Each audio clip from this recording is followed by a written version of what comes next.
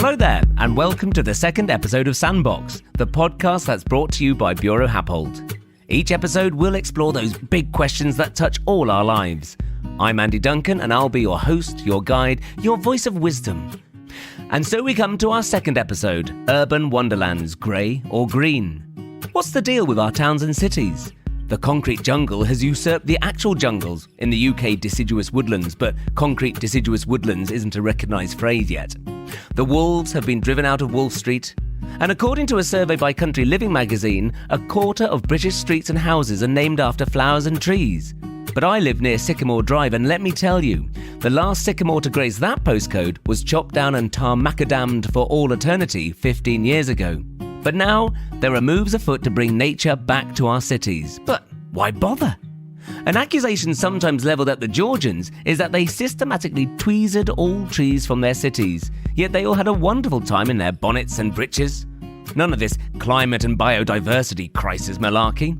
In today's episode, we'll be discussing how we bring back nature to the ever-growing urban sprawl in the UK and why it is now more important than ever. Joining me today are our special guest expert, Tamsin Westhorpe. Welcome, Tamsin. Hello, Andy. Lovely to be here. Tamsin, tell us a little bit about yourself, please. I have been gardening since I was 18 years old, so I'm a hands-on gardener who fell into garden media and garden writing. So I do a lot of lecturing, writing, editing, hoping to spread the joy of horticulture. I'm also an RHS judge and completely passionate that everybody should have access to green spaces. It's lovely to have you here, Tamsin. Welcome. And moving on to our very own experts from Buro Happold, I'll go first to Aaron Grainger. Hello, Aaron. Hi, Andy. Also lovely to be here. Very excited for this episode. I've been an ecologist for the last 16 years, and I've been working in the context of development and what's happening with our cities in terms of how we provide infrastructure and how we better green them up. So it's a topic that I'm really keen to discuss because I think that the sort of mood is shifting, as it were. Absolutely. Thank you, Aaron. And last but by no means least, Colin Byrne. Welcome. Hi, thank you, Andy, and good to be here. So yeah, I'm a partner at Buro Happold, and I have to admit, I'm a civil engineer, so I spend a lot of my time talking and looking at concrete, which is part of the issue here, I think. But what I'd like to say is over the sort of 16, 15 years I've been working in urban development, there's been a massive change in what we look at and the type of infrastructure we look at. And I think the times of looking at big grey spaces have gone away, and now we're looking at spaces that are a lot more green in terms of how they're developed, and the infrastructure that goes in is now more about green infrastructure than it is about grey infrastructure. So I'm starting this on a positive note, and it's been a great sort of change over the last 15 years. That is fantastic to hear, Colin, and that's what we're looking for. We're looking for those positives. We're looking for a brighter, greener future. So this is a perfect starting off point. So welcome, everybody. Now, Monty Python once famously asked, what have the Romans ever done for us? They, the Romans, not to the best of my knowledge, Monty Python, were big fans of, and forgive my Latin here, Rus et Arber, or Rus in Arber even, the country in the city. They saw it as a sign of civilization and important for health and well-being. They loved nature so much, their leaders even thought leaves made great headwear. But over the intervening centuries, the fecundity, I love that word, fecundity of the city has declined. The Industrial Revolution and the property boom of the 1980s have also played their part. Even in the 1960s, that supposedly glorious psychedelic swirly era of Technicolor, developers were splashing the concrete with a grey abandon. Panel, what I want to know is, what were the key factors that have led us here to a desperate race against the biodiversity and climate crisis to re-green our urban spaces? Colin? I think you touched on some interesting points there. I think there was a period in the sort of 60s, 70s, 80s where we looked at efficiency and movement around cities was really important, so particularly road networks. And where I live in Leeds, it was trumpeted as the home of the motorway city, much like cities in the US like Detroit as well, where big, huge motorway infrastructure was about the selling point around coming to live here. So you could drive from your house to your place to work at 70 miles an hour, jump out and get into your office. And that caused a massive take up of space from grey infrastructure, and I think that's led to big tarmacking and solid topping of city spaces. Now, I'd like to think we're moving away from that now, which is where we've decided that actually what's important to us in terms of livability, and that's what's really key to this, I think, is about understanding where do we want to live and what environment do we want to live in. Thank you very much, Colin, and we'll be exploring that question very shortly. But before we do that, Aaron, how have we got to this place? Part of it has been sort of exponential population growth and the need to house a lot of people. And obviously, the vast majority of people do live in cities on a global scale, and that's continuing to happen. So grey infrastructure has obviously formed the basis of that because we've needed to make sure that we've got adequate housing. And I think now it's only that we're at the point where we're realizing there is a sort of global nature crisis. But I think people are really waking up to the fact that we're inherently part of nature and we're totally linked to it. And we need to sort of bring nature into our close environment to make sure that on a number of different levels, we live fulfilled lives. Thank you very much, Aaron. And Tamsin, from a horticulturist point of view, how have we got here? I think we've always had parks, and when they were there, they were very formal. You felt almost you should stick to the path and behave yourself. But now we understand how much we need to immerse ourselves in plants and horticulture. And as Aaron and Colin were saying, with huge population growth, people can't have gardens at home. So this is becoming even more pressing, that we create parks and spaces in cities that literally everyone has access to and can use in a multitude of ways. Fantastic. Thank you very much, Tamsin. Which brings me rather nicely onto my next question, which is bringing nature back to cities. Why should we? Let's go to Tamsin first. I think if we improve what is available, the green spaces available to people in cities, you instantly get a shift in how people feel, how people behave, their work ethic. It's been proven that horticulture and being around plants can lower blood pressure, releases anxiety. So I think generally we would be happier, healthier, and that obviously has an impact on business. So it's good for our economy, our health, our environment. It's unbelievable to think that it hasn't been a priority, and it now is, thankfully. Thank you, Tamsin. And Aaron, we've been talking a bit before recording about the biodiversity net gain, the biodiversity crisis. Can you tell us a little bit about what is biodiversity net gain and what's the big deal, basically? It's really important to care because we're on the brink of a mass extinction event with regards to nature. So we've got 70% of nature in global decline. So that applies to the rural areas, but also in cities as well. And that matters because it's inherently linked with wildlife is inherently of value for sort of cultural reasons. Obviously, we have our kind of link with it for emotional reasons as well and reasons of mental health. But it's also of value inherently, intrinsically, as much as anything else. At the same time, we've seen a parallel increase in global temperatures. And there's some really interesting data to show how that our climate emergency is completely linked with our sort of nature depletion emergency. Those two things are linked and they have a circular effect on one another. So that's why we should care, because we have to. We depend on nature for ecosystem services as well. So the provision of those services is something that's only in the last 20 years come out, and we're starting to be able to value that in financial terms. And then to your second question, so Biodiversity Net Gain is a new showcase policy, applies to England only, and it's brilliant, I think, on a personal level. Historically, the UK, we've always had wildlife protection law since the late 70s, early 80s. But what's clear is that hasn't really done enough to protect biodiversity in cities or elsewhere. So the UK is actually one of the world's most nature depleted countries. That's to do with our population level, our historical development, and our small land area as well. So we've exploited the natural world in a real way. And that's very clear when it's looked at in a sort of global metric sense. Thankfully, the new Biodiversity Net Gain policy is all about leaving nature in a measurably better state than it was before. So the difference between what we were doing prior to this policy, which would rely purely on the professional judgment of ecologists, essentially, is to work out how much mitigation should go in. Now, our new take on that is that we need to assess a site, and it is then assigned a numerical value based on lots of different parameters. You then look at what a development is going to provide in terms of biodiversity, which again is assigned a numerical parameter, and then you compare the two, and the policy requires developers to leave nature in a 10% better state than it was before. It's a really exciting policy, and lots of other countries around the world are trying to follow suit and do something similar because it sort of allows a very measurable way of looking at biodiversity compared to previously.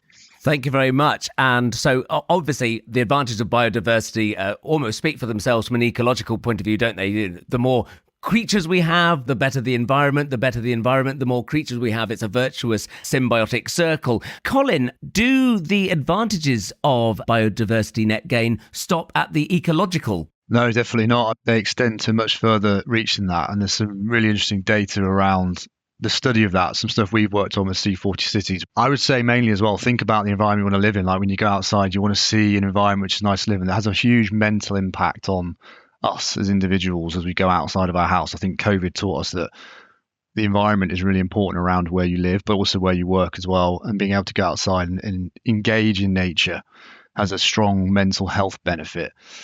There are also huge physical benefits, human benefits as well around engaging and being next to nature. So air quality improves around green infrastructure. The urban heat island effect is reduced around green and blue infrastructure. When we talk about blue infrastructure, that's rivers and ponds and lakes and that sort of thing. All these benefits, the sort of externality benefits, have been tracked in the C40 city study, which I'd urge people to sort of look at some of the data there. But it can give a monetary value to all these benefits. Like a tree has a certain monetary value because it means that there's better health in the local area, which has less reliance on the health systems at NHS, has lower costs in the long term in those areas as well. So there's a huge benefit to a city space. And you can talk about how a park in itself, and there's certain parts we've worked on where the net value benefit to the broader city was looked at as about £10 million per year because of a park space that's being introduced. That's a massive benefit to a city. And it brings people in as well. Like you want people to come into the city, you get more visitors, more attraction, which is good for business. So suddenly you've got a win across the environment, you've got a win across business, and you've got a win across human health. A triple win. What's not to like there? Exactly, absolutely. Yeah, there's a glorious quid pro quo from all angles there, isn't there? That is quite astonishing. Can I ask, what is an urban heat island?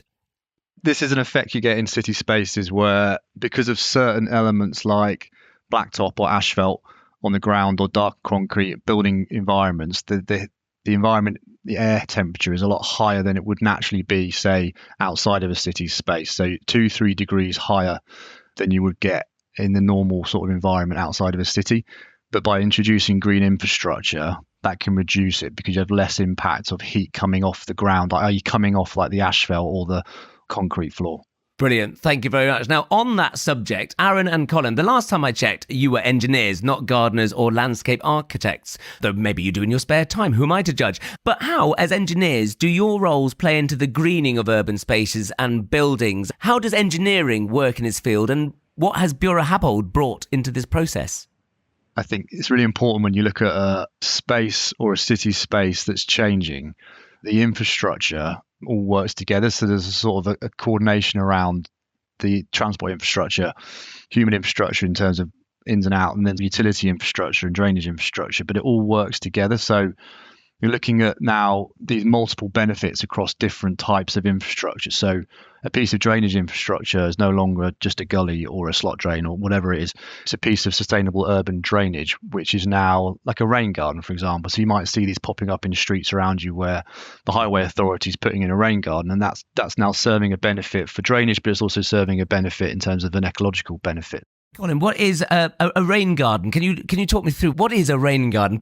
A rain garden is essentially a sort of planted space that sits next to a hard-standing piece of space, and the rainwater from the hard-standing piece drains into the rain garden. So rather than it draining into something hard infrastructure like a gully, it goes into a rain garden. And from there, it can then go into the ground, but it creates natural irrigation in terms of the planter. But also the planter has its own benefits. The planters can take out hydrocarbons from the water. It can also take out sediments. So suddenly you've got a piece of infrastructure which is doing multiple things rather than just one individual thing. And that's what we want from our infrastructure, to work hard and do more than one thing. Brilliant. Thank you, Colin. And Aaron, what have Buro Happold ever done for the greening of cities? We're heavily involved in this on a day-to-day basis. So I think the overall picture, it's what we're terming nature-based solutions. And it's a bit of a new industry buzz term. And what that means is looking at things holistically. As a company, we have flood risk engineers, air quality specialists, noise specialists, ecologists, obviously, of which I'm one. And we all work together to try and develop joined up solutions to solving some of these issues that Colin was just talking about there. A really good example of how BH have worked as an organisation to provide a brilliant green infrastructure solution is Mayfield Depot up in Manchester. So essentially, it was an urban regeneration scheme where we opened up the channel of the Medlock, which was a very dilapidated stretch of the river running through sort of urban Manchester. We opened it up and developed an urban park in conjunction with the wider project team. And what that did was allow us to restore the river to a state similar to what it would have been like prior to all of the urban development, but also in the process of that, creating a really wonderful urban park that provides an amazing recreational space for local residents. We've also seen an increase in rental yields. And then that park also provides other benefits as well. So a lot of the planting was designed with pollinator species in mind to make sure that we're sort of like considering the sort of local biodiversity, as it were. So it has a multitude of benefits, and it's one of our showcase projects. Thanks, Colin, and thanks, Aaron. Tamsin, from a horticulturalist point of view, I will be able to say that word by the end of the episode, horticulturalist. What kind of biodiversity initiatives are you seeing being woven into urban spaces? The ones that excite you, and what are the triumphs and the challenges with some of these initiatives? I think Biodiversity Net Gain, firstly, is so exciting for everybody because it's linking up ecologists, landscapers, horticulturalists. So we're all after the same thing. We're all wanting to create these wonderful environments for insects, people, our cities. But I would say there are so many things going on that are fine examples. A lot of community gardens that people are looking after, probably spawned out of the guerrilla gardening that was quite a rage, and it still is. I've just been up in Birmingham by the NEC, and there was a whole strip of planting between the two carriageways, some beautiful salvias all the way along. And you just think, I know what those plants are, and I know they've been planted there on purpose. And that gives me such joy that someone's actually decided this is worth planting up. And it really does make a difference. There's so many things going on also when it comes to design. We've got some exceptional garden designers in this country, and they showcase their work at places like RHS Chelsea Flower Show. And that's where really innovative, exciting ideas can be found on a small scale that hopefully will be drip fed into the cities soon, and with the help of this Biodiversity Net Gain. But I think from a horticulturalist point of view, what's so good about the Net Gain is that they are actually building in a 30-year maintenance requirement for spaces, which I think is so important. There's no point creating something if no one's going to look after it. So this is fantastic news. That's fantastic. And is there a community angle to this? And who's responsible for the upkeep of some of these wonderful things, Tamsin? I think this is where the problem lies, and I'm sure Aaron and Colin will agree that it's a cost issue. You can create an incredible development with beautiful gardens, but you need someone knowledgeable to look after them for the next 30, 40 years, and that is a cost. You can't expect the community to be doing tree surgery or huge mowing projects. So there is a sort of balance that needs to be created here. I think it's lovely for a project to have the possibility of a community or a group looking after an area, but ultimately things like hedges, lawns, trees need some expert care. So what I'm hoping is that developers and developments will build in this cost. And from a horticulturist point of view, we need to be valued more. Our skills need to be valued more. We're part of the picture. We're all part of this essential picture. All these different skill sets need to communicate, and hopefully will, to get this right. There's some really good examples of where, by having a professional gardening team or person in place, they add to the community as well, because they become someone that everyone recognises there. And they tell the story of the place. They understand the history of it as well. They understand the history of the planting there. And it becomes part of, almost a feature of that park space or that green space, that the person there, it brings a bit of character to it as well. Thank you very much. I was reading around the subject, and I was coming across the term biophilia and the concept of a biophilic city. I guess all these solutions that the three of you are talking about here are, to an extent, biophilic solutions. But it seems to be that it's not only that they're external solutions, but actual biophilia can actually be incorporated into the insides of buildings. Is this correct? Let's go to Aaron. Can biophilia and biophilic initiatives be introduced inside buildings? And if it's inside a building, what are the advantages there? It's really key to make the distinction between landscape planting that goes in outside of a building versus what goes in inside. I think it's a really interesting concept in terms of internal biophilic design, and I think we're going to see more of it. I think it's really important to note that it doesn't solve our kind of challenges with regards to making sure that we're preserving and enhancing biodiversity outside in our cities. They're two kind of separate things. Sure, absolutely. Short of introducing little photo ID lanyards for bees, I get that. Guess that's blue sky thinking for now. Tamsin, what are your thoughts? Because I always think of gardens as something that's outside, but what are your views on bringing, I'm going to use the word again, bringing biophilic initiatives inside the workspace or the living space? It doesn't help the insect population. A lot of those pots, unfortunately, get filled with coffee dregs, and the only insects are these sort of gnats that come up from the compost, which isn't ideal. So I think definitely a fan of houseplants. And if you can build in atriums and things like that, where you have giant ficus and wonderful things like that, all the better for it. But I would say I do prefer a building where you can see outside and you've got planted areas outside, because you get this seasonal change. You see the birds, you see the seasons changing. And we're finding this in places like hospice gardens that are so popular, so needed and so valuable. Just to go outside, I think we should encourage people to step outside, even on a cold day. I'm really passionate about people experiencing different weather and just knowing this is spring. These are the changes that are happening. So many people in a city don't see that.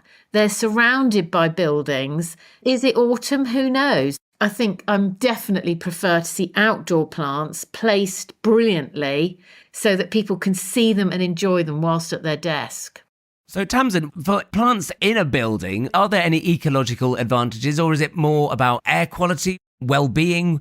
I do understand that it can reduce static.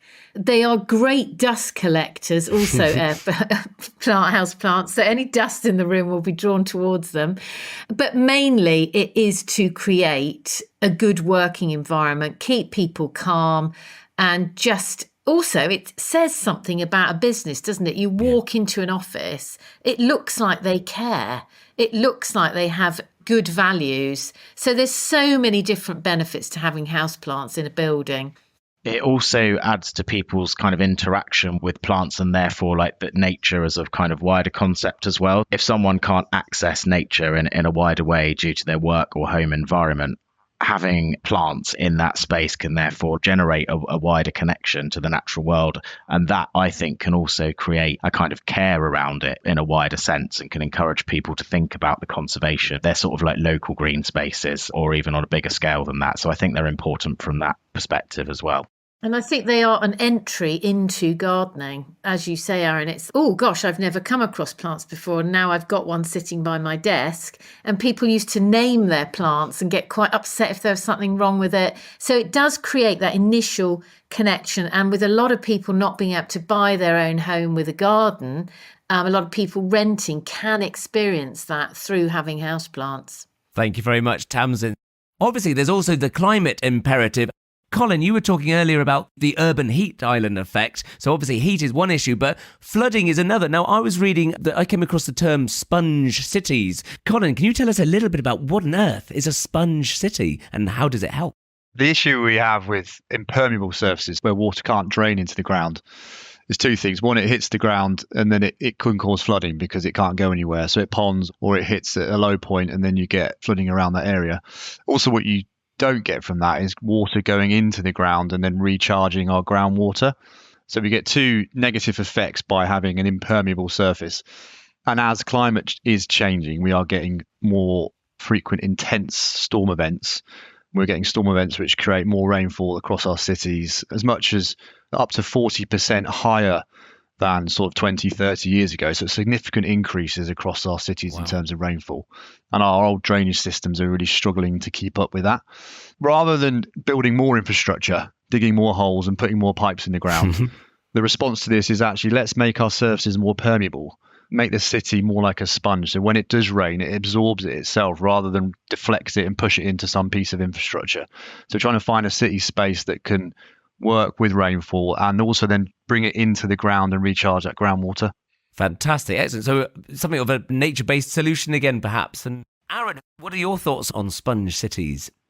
It's a really interesting concept, and we're actually working on a couple of projects now that involves consideration of sort of new city development in China and how we can make them a sponge city. And I think a key thing is that it's really important to consider it from an early stage, so it's quite hard to retrofit a sponge city, as it were. I think when you're considering like master planning of a new part of a city and you're thinking, okay, we want to like limit the amount of grey infrastructure here, so effectively it's able to weather storm events and clean its own water as it goes, and you're thinking about those nature-based solutions from the get-go, I think it can be a really successful initiative. One other thing is that I know that Slough has got some funding from the UK government to try and implement some nature-based solutions with a view to becoming the sort of first sponge city area, as it were. And that's going to be an interesting sort of test case for how we might be able to start retrofitting potentially some of those solutions in other areas. So I think there'll be quite a lot coming out of that over the next sort of few years. The other thing to add is, talk about climate change, there's a lot of feedback loop terminology that goes on. Do one thing and you get twice as bad next time. But with Sponge City, it goes the other way. So you're using less carbon-intense materials to create that because you're doing a lot more greening. The greening in itself has carbon sequestration benefits as well. So the long-term carbon influence in the environment and climate change is being reduced by approaching things this way. But you've also got this short-term benefit of creating a permeable environment and less prone to flooding. So keep feeding back, and that's a really positive loop to get stuck in. Sure, absolutely. No, that's a brilliant way of putting it, Colin. Thank you very much. And in fact, again, it's almost like you've anticipated my next question, because now we can segue seamlessly into our TARDIS moment, where we take two alternative versions of the future. Because 30 years is built into the Biodiversity Net Gain initiative, let's cast our minds forward 30 years into the future and discuss our dream green city. Personally, I was rather comforted when watching The Last of Us, a TV series set in a post-apocalyptic world retaken by nature, especially that scene where Salt Lake City was roamed by giraffes and the only sound was nature growing slowly and steadily and retaking the land. Now, I get that an apocalypse is an extreme way of going about regreening cities. Panel, what I'd like to know from you is, what's your ideal regreening scenario? And also, what if we do nothing? Change nothing? What's the worst that can happen? I'm going to go to Tamsin first. My dream would be that children are taught horticulture at school, so environmental horticulture, not just at junior school, but right the way through the school system, so they fully understand the value of their environment. And hopefully they will then look at taking on jobs like horticulture, like garden design, like ecology. It will become a really important career opportunity. And then they will in turn continue the work that we're doing now, and they'll know so much more. And our cities will be well cared for, and right plant, right place is what I'd like to see. I don't want to see a dead tree in a landscape because it wasn't the right plant in the first place. So knowledge about what should grow where, why it will grow where, why it will grow there would be absolutely wonderful. So lots of healthy looking plants with young people looking after them and enjoying the spaces. Worst case scenario would be lots of dead and dying trees and shrubs, no insects, no one sitting on the lawn, all just perched on concrete or sitting on hot plastic benches, and with very little seasonal change and very little food that's seasonal. I think it's all about, for me, education. Thank you very much, Tamsin. That's a brilliant answer. Colin, what's your dream green scenario and how bad could it get? The dream scenario is around creating this environment which has long-term and short-term benefits. So it's all about creating a space. We have these short-term human benefits and environmental benefits, but it feeds into a much longer-term benefit around how we're sort of approaching climate change and these climate emergency disasters. But I think what I'd love to see, and this is a bit random, but is to understand how a building is also part of our ecosystem. So we're in an ecosystem with the nature around us, but we don't recognize what we build as being part of that ecosystem. But it is. Yeah. And I think the spaces that we build need to be built with habitats included within them. Also, the materiality of it. Can the materiality of a building adapt to the environment around it? Because if it's a more natural solution, I have no idea what this material is, but I'm thinking of something that's like nature-based in its creation. I'd love to see that, such that the structures are not just something that are solid and intangible in terms of an environmental sense. It's part of that ecosystem that we're part of. That's magnificent. That's brilliant. And Aaron, if you take your TARDIS in two different directions, one to your dream 30 years' time and one to your, let's call it a nightmare 30 years' time. My dream in 30 years' time. Well, actually, it links with management. As we were saying earlier, Biodiversity Net Gain is a new policy, and it's all very well and good doing stuff in the planning process. But really what matters is how that's handled on the ground and managed over the next 30 years. To use that time frame is really useful. So what I would like to see is the government making sure that there are sufficient resources and skills for people to be able to manage the habitats that are going to be created off the back of the policy really effectively, and that they're intervening if remedial action needs to take place. So really what I'm trying to get at there is that I want to see it actually deliver on the ground, and I'm very hopeful that it will, but I think it's going to need quite a lot of strategic thinking. And then I guess the other thing to touch upon as well is that I think we need more joined up thinking on nature-based solutions and information sharing and working groups across the industry on a global scale to make sure that all the best minds are coming together and trying to share that knowledge. So because we're at a crisis point now, we need to make sure that we're acting very quickly. So I think it's key that we always think about implementing a nature-based solution at this stage so that in 30 years it's going to be sort of ready and functioning, as it were. So it's a very critical time from my point of view. Worst case scenario, the do nothing scenario, I don't think we have the choice to do that, unfortunately. I think it's so time critical that if we're not considering green infrastructure and biophilic design at this stage, I think we could be in trouble from a well-being point of view, but also from an ecosystem service point of view. We're all propped up by nature at the end of the day, and we need to look after it. I don't want to think about the do nothing scenario for 30 years. No, absolutely. And you were just talking there, Aaron, about bringing the best minds together. Now, mine is very far from being the best mind, but I am an individual. I'm a regular Joe on the street, on the recently, hopefully, re-greened street. So let's look at the individual. As we discussed in the previous episode, sometimes the individual can feel powerless. What's the point in me planting a buddleia for the bees if my neighbour is hoovering their plastic grass next door? What can the individual do, and what kind of impact can we make? Tamsin, I'm going to go to you first for this one. I've lived in a terrace street before, and I obviously planted it to within an inch of its life with all sorts of things. And actually, people do catch on. They like to copy and they like nice things and they want their environment improved. So it starts a conversation with your neighbours. People start asking you, oh, how are you doing that? How are you growing that? Give plants to friends that you think might need a hand with the garden. I think it's a case of, as Aaron and Colin were saying, we've all got to share, even on a very small scale, share our knowledge and encourage people that growing things is not as hard as they may well think. Thank you, Tamsin. And I'll go to Aaron next.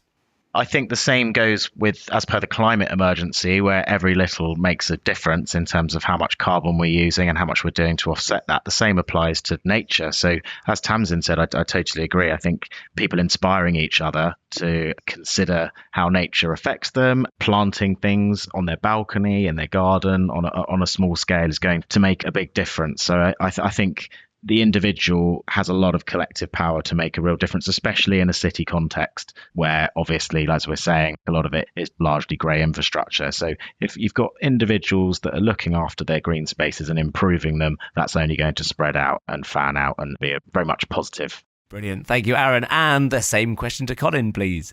I often think about my dad when I'm thinking about like how to start looking at gardening and biodiversity in your space. He's a keen gardener, has been for a long time, but he's done a couple of odd things in the last sort of 10 years. And he started with buying bees, a bee larvae, and he gets them in the post. So Royal Mail delivers a bee larvae, and then he puts them in the garden, and they obviously hatch in the garden. So you're creating a bit of biodiversity there in your garden by bringing bees into that part where we've had issues with bees particularly, and where they are in the country. And then the other thing he did, so he removed a big patch of concrete paving from a garden area, which is great because it's turning it into a sponge garden, let's say. But he planted that area up, and then what he did was he got 100 worms posted to him to make sure that area had some sort of nutrition and worms in there moving around. So I guess my advice is use the Royal Mail to deliver insects to your garden. Fantastic. Absolutely. Let's bring bees and worms back to our spaces. So there we have it. The green space race has begun. We need biodiversity in our cities. Nature isn't just a luxury that we can kettle in rapidly shrinking rural silos. Not only is nature and biodiversity an intrinsically magical and well thought through machine, but we humans, hubristic as we can be, need it. We need it for our physical health, our mental well-being, and we also need it for the very survival of this world, which is, in all its many forms, our habitat. Governments, businesses and developers have a vital role to play, but so do we, us individuals, those vital little bees in this great big hive of an ecosystem we call planet Earth. Over the coming months, we'll be asking the big questions, and we have a plethora of exciting guests lined up, from Arctic explorers to sci-fi authors. People who can demonstrate how impossible futures might not be so impossible after all. Indeed, in next month's episode, Powering On, we'll be asking what is the future of energy. Join us next month to find out more. And of course, we want you to join the conversation. You can pitch up and pitch in on Buro Happold's LinkedIn page. You can also use the hashtag #BHSandbox on X, the artist formerly known as Twitter. Don't forget to subscribe to follow the show. You'll find Sandbox in the usual places. Thanks very much to this month's panel, Tamsin Westhorpe and Buro Happold's very own Aaron Grainger and Colin Byrne. And thanks to you for listening. Join us soon, but goodbye for now.